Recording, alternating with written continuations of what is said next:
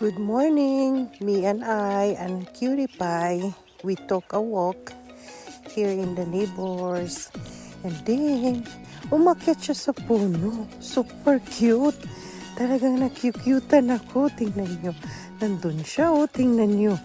Saan ka ba nakakita? Nakakita siya ng malaking puno at gusto niyang akyatin. At tingnan nyo, grabe kabait talaga ng pusang to. At ito nga, kasama ko siya. Nagpunta kami sa neighbors. Malayo yung neighbors ko, pero sinamahan niya ako. So, sobrang nakakute talaga. At saka, ang bait ng pusang to.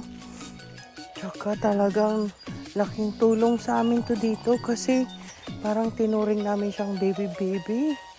So, pag-aagawa ng aking mga anak yan. So, ayan na nga, umakyat na nga siya dyan. Sabi ko, baba ka na dyan. Pagka mahulog ka, ayaw niya.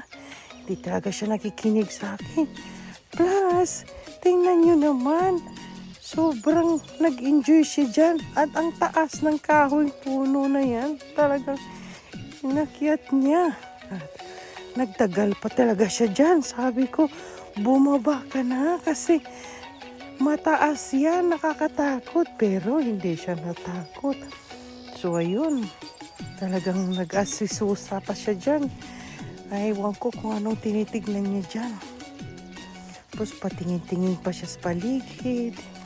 Ayan, nandun yung kabilang mata niya sa kabila. Oh. Ayan, ikot-ikot siya dyan. Para bang ano talaga siya, safe na safe siya dyan, ano? So, ayan, tagal pa niya talagang lumabas. Sabi ko, let's go na. Ayaw niya pa talagang lumabas. So, ayun, tingnan niyo naman, grabe. Andyan pa rin siya. Hindi ba? So sabi ko, tara na, uwi na tayo. So ayan, bumaba na siya dyan. Okay? Thank you for watching.